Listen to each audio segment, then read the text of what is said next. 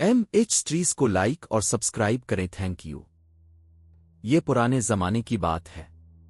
Baghdad के करीब एक छोटे से गांव में मुराद नाम का एक शख्स रहता था जो पेशे के लिहाज से ताजिर था। वो अपना सामान लेकर काफिलों के साथ दूर दराज इलाकों में जाता था और कभी कभार तिजारत के सिलसिले में महीने या साल भी गुजर जाते थे। मुराद का खानदान 3 अफराद पर मुश्तमिल था। वो खुद, इसकी बीवी और उनका 15 साल का इकलौता बेटा रिजवान, जिसे अल्लाह ने कई सालों की दुआओं के बाद अता किया था। ये ताजिर नजूमियों और फाल निकालने वालों पर बहुत यकीन रखता था और हर काम में उनसे मशवरा लिया करता था। एक दिन वो कारोबार के सिलसिले में सफर पर जाने लगा। जैसा कि इसकी आदत थी, वो अपने बेटे रिजवान के साथ एक फाल निकालने वाली औरत के पास गया ताकि वो अपने हाथ की लकीरों से जान सके कि इसके सफर के दौरान क्या होने वाला है। औरत ने इसके हाथ को गौर से देखा और कहा, तुम्हारी बीवी एक बेटी को जन्म देगी और वो बेटी अपने भाई की मौत का सबब बनेगी। ताजनर जब ये बात सुन के बहुत परेशान हो गया। इसकी बीवी इस वक्त हामला थी। वो सोचने लगा कि अगर उसकी बीवी को बेटी हुई तो कहीं ऐसा ना हो कि वो वाकई इसके इकलौते बेटे की जान ले ले। वो परेशानी की हालत में वो अपने बेटे के साथ घर वापस आ गया। वो चाहता था कि बच्चा सफर से पहले पैदा हो जाए ताकि अगर लड़की हुई तो इसे खत्म कर दे, मगर विलादत में ताखीर होती गई। आखिरकार काफिला रवाना होने का वक्त आ गया। जाने से पहले इसने अपने बेटे रिजवान से कहा, मेरे बेटे, मेरी बात गौर से सुनो। तुम मेरे साथ थे, तुमने भी फालगीर की बात सुनी थी। अब मैं जा रहा हूं। अगर तुम्हारी मां ने बेटी को जन्म दिया तो इसे जिंदा ना रहने देना, क्योंकि वो हमारे खानदान की तबाही का बाइस बनेगी। फालगीर कभी झूठ नहीं बोलती, जो कुछ वो कहती है वही सच होता है। रिजवान ने सर हिला दिया। झक कर कहा, अबुआ जी, जैसा आप कह रहे हैं मैं बिल्कुल वैसा ही करूंगा। मैं आपकी नाफरमानी नहीं करूंगा। ताजिर अपने बेटे के जवाब से मुतमईन होकर सफर पर रवाना हो गया। ताजिर के जाने के चंद दिन बाद उसकी बीवी ने एक हुसैन और खूबसूरत बेटी को जन्म दिया। बच्ची बहुत प्यारी और चांद की तरह चमकदार थी। मां ने इसका नाम दुआ रखा। रिजवान ने जैसे ही अपनी बहन को देखा, इसे इससे मोहब्बत हो गई। वो इसे गोद में उठाकर प्यार करने लगा। लेकिन फिर इसे अपने बाप की बात याद आ गई। इसने सोचा, अभी ये बहुत छोटी है, मां इसके बिछड़ने का गम बर्दाश्त नहीं कर सकेगी। थोड़ा इंतजार करता हूं। इसने अपना इरादा तर्क कर दिया और अपनी बहन को मां के सुपुर्द कर दिया। वक्त गुजरने के साथ जब भी इसे कत्ल का ख्याल आता, वो अपने इरादे को टाल देता।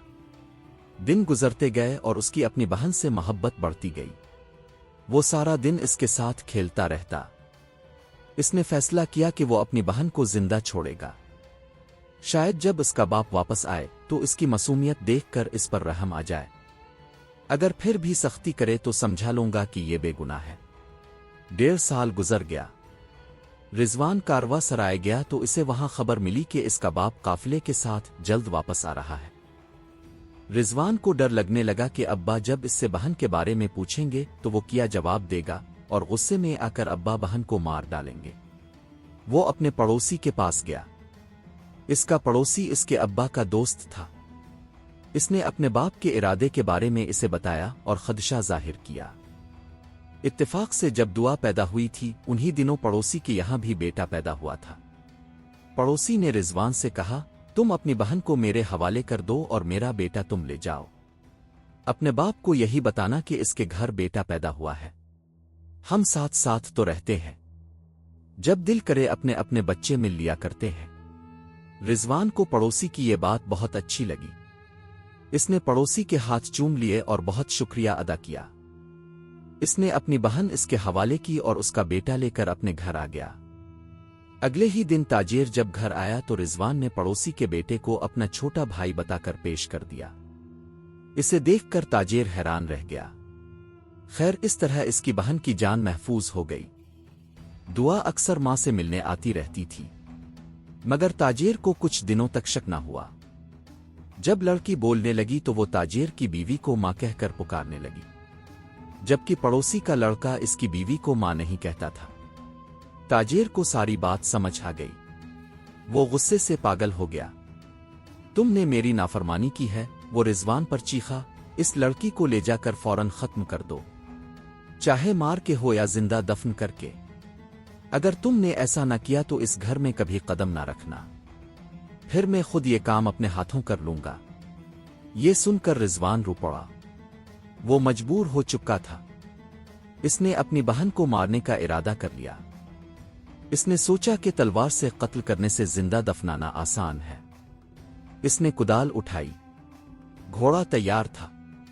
किया, दुआ को पीछे बिठाया और सहरा की तरफ चल पड़ा। दूर जाकर उतर गया और गड़ा खोदने लगा। दुआ ने भाई को मिट्टी उठाते देखा तो खुश होकर खुद भी मिट्टी उठाने और पत्थर जमा करने लगी। वो समझ रही थी कि ये कोई खेल है।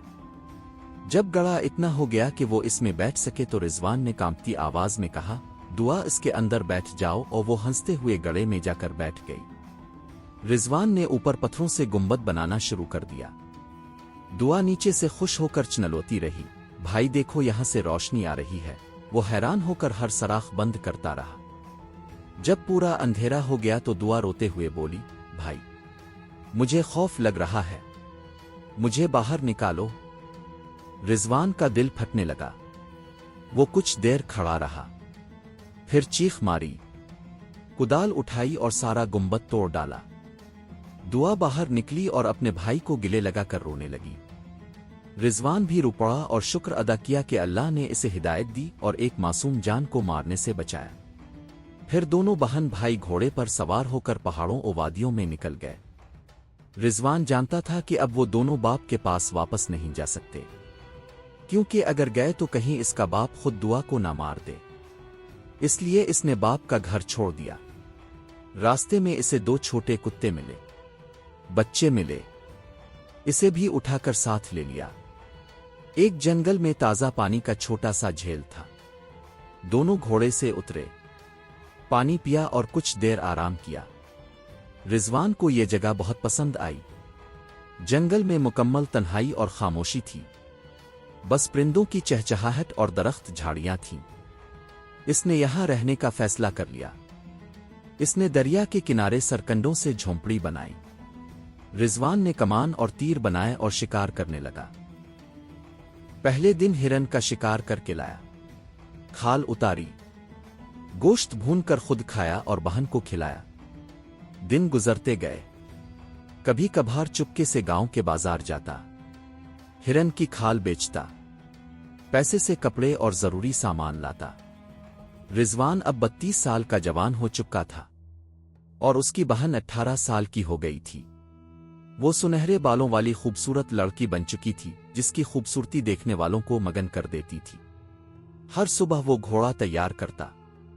दोनों कुत्ते, जो अब बड़े होकर वफादार शिकारी कुत्ते बन चुके थे, साथ लेकर शिकार पर निकल जाता। दोपहर के बाद वापस आता तो दुआ से सख्ती से कहता, दरवाजा किसी पर ना खोलना, किसी से बात ना करना, अगर अब्बा को पता चला तो हम दोनों मर जाएंगे। दुआ वदा करती।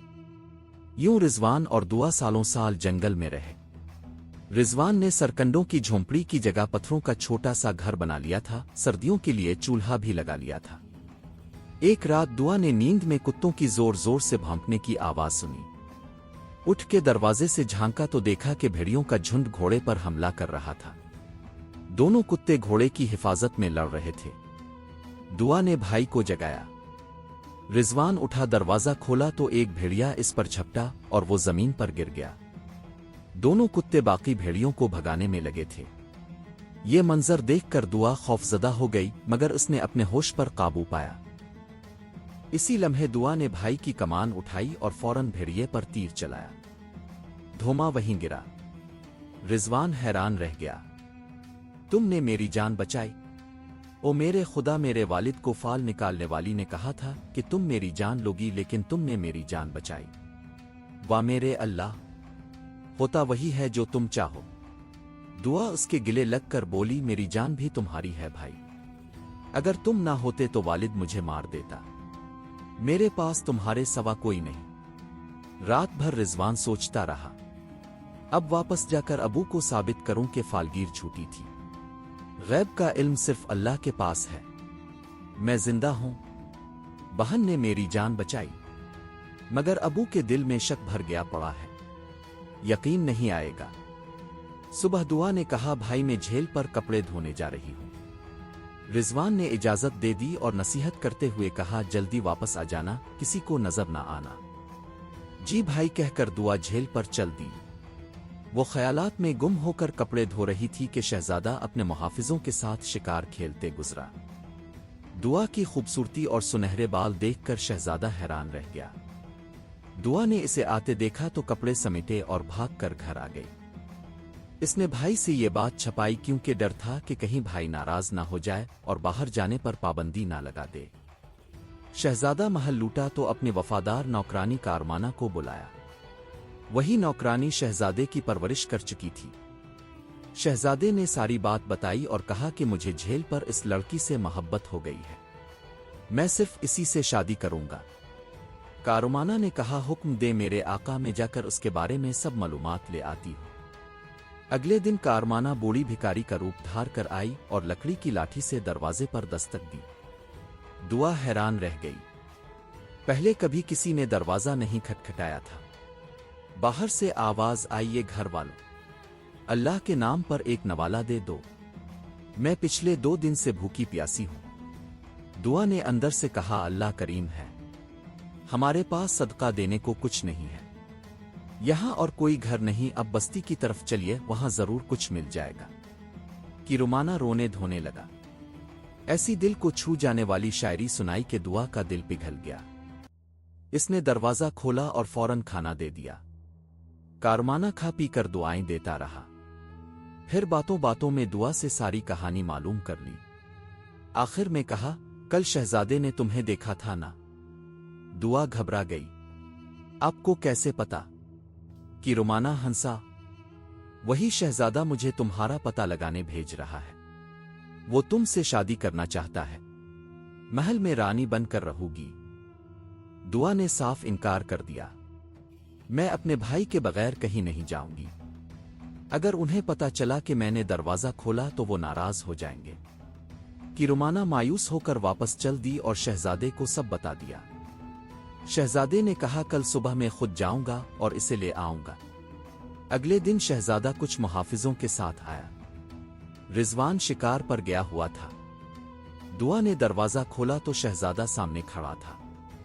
اس نے زمین کی طرف دیکھتے ہوئے کہا تمہارا بھائی کہاں ہے؟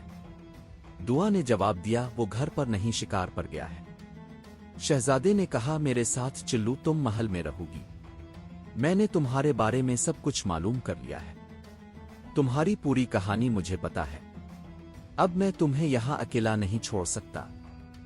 دعا نے بہت انکار کیا مگر شہزادہ نہ مانا۔ آخرکار وہ راضی ہو گئی اور محل چلی گئی۔ محل پہنچ کر شہزادے نے خادموں کو حکم دیا کہ اسے سب سے خوبصورت کپڑے اور زیورات پہنا دیے جائیں۔ وہ اب محل میں رہنے لگی۔ جب رضوان شکار سے لوٹا تو اس نے بہن کو آواز دی مگر کوئی جواب نہ آیا۔ وہ پریشان ہوا، گھر کے اندر گیا تو گھر خالی پایا۔ باہر نکلا، زمین پر گھوڑوں کے نشان دیکھے۔ اپنے گھوڑے پر سوار ہوا اور نشانے کے پیچھے چلتے چلتے محل تک پہنچ گیا۔ پہرے داروں نے اندر جانے سے روکا۔ وہ مایوس ہو کر بیٹھ گیا۔ پھر سوچا اب باپ کے پاس ہی جاؤں گا، جو ہوگا دیکھا جائے گا۔ وہ گھر پہنچا۔ کئی سالوں میں وہ جوان ہو چکا تھا۔ باپ نے اسے دیکھتے ہی کہا رضوان تو زندہ ہے، میں تجھے بہت ڈھونڈا، مرا ہوا سمجھا تھا، اور تیری بہن کہاں ہے؟ کیا تو نے اسے مار دیا؟ ابھی بھی زندہ رکھے ہوئے ہے؟ رضوان نے ساری کہانی سنائی اور جھوٹ بولا کہ دعا کو کسی نے اغوا کر لیا اور لونڈی بنا کر محل میں بھیج دیا۔ باپ غصے سے چیخا میں نے تجھے حکم دیا تھا کہ مار دے، تو نے نافرمانی کی، یہاں سے نکل جا، دوبارہ کبھی مت آنا۔ رضوان روتے ہوئے باہر نکلا۔ اس کا باپ آج بھی ویسا ہی ظالم تھا۔ بڑھاپے کے باوجود اس کے رویے میں کوئی فرق نہیں آیا تھا۔ اتنے سالوں کی جدائی کے بعد بھی اس نے بیٹے کو گھر سے نکال دیا۔ رضوان پھر محل کے سامنے بیٹھ گیا۔ اتنے میں دعا کھڑکی سے جھانک رہی تھی۔ باقی باپ اوریا میں چلا گیا تھا۔ اس نے بھائی کو دیکھ لیا، شہزادے کو بتایا تو شہزادے نے رضوان کو اندر بلایا۔ رضوان نے بہن کو خوش اور آرام سے دیکھا تو خوشی سے گلے لگ گیا۔ دعا بولی بھائی غم مت کر، تم نے میری خاطر اپنی زندگی قربان کر دی، اب اللہ نے شہزادے کو بھیجا اور مجھے عزت اور سکون دیا۔ میں چاہ کر بھی تمہارا احسان نہیں اتار سکتی، لیکن میں پوری زندگی خوف میں نہیں گزار سکتی۔ میں یہاں محفوظ ہوں۔ شہزادہ مجھ سے بہت محبت کرتا ہے۔ وہ مجھے یہاں سے کہیں جانے نہیں دے گا اور نہ ہی مجھ پر کوئی ظلم ہونے دے گا۔ دوسری طرف شہزادے نے ان کے باپ کو بلوا کر قید خانے میں ڈال دیا۔ قاضی کو بلایا اور مقدمہ چلایا۔ قاضی نے تاجر سے پوچھا، تم نے بیٹے کو بیٹی کا قتل کرنے کا حکم کیوں دیا؟ تاجر نے جواب دیا، کیونکہ فالگیر نے کہا تھا کہ وہ میرے بیٹے کی موت کی وجہ بنے گی۔ قاضی غصے میں بولا، غیب کا علم صرف اللہ کے پاس ہے۔ تم نے بے گناہ بچی کو قتل کا حکم دے کر کفر کیا ہے۔ تمہاری وجہ سے بچے جنگل میں جانوروں کی طرح رہے، ان کی ماں بیمار پڑی رہی۔ تمہیں 10 سال قید کی سزا دی جاتی ہے۔ دعا روتے ہوئے کھڑی ہوئی اور بولی، اے قاضی، میں اپنے والد کو معاف کرتی ہوں۔ میں یہاں سکون سے نہیں رہ سکتی جب تک میرا باپ قید میں ہو۔ شہزادہ حیران ہوا، وہ تمہیں مارنا چاہتا تھا اور تم اس کے حق میں بول رہی ہو۔ دعا نے کہا، اللہ غفور الرحیم ہے۔ اللہ کا شکر ہے کہ میں خیریت سے ہوں۔ جنگل کے مشکل دنوں کا بدلہ اللہ نے مجھے دے دیا۔ تاجر سخت رو رہا تھا، اپنے اعمال پر ندامت کر رہا تھا کہ فالگروں پر یقین کر کے اپنے بچوں کی زندگی برباد کر دی۔ دعا نے شہزادے سے اجازت لی اور بھائی کے ساتھ ماں سے ملنے گئی۔ ماں نے دونوں بچوں کو زندہ سلامت دیکھا تو خوشی سے رو پڑی۔ اس کا مرض اچانک ختم ہو گیا۔ آخرکار دعا کا شہزادے سے نکاح ہو گیا اور وہ محل میں عزت اور آرام سے رہنے لگی۔ MH سٹریز کو لائک اور سبسکرائب کریں۔ Thank you.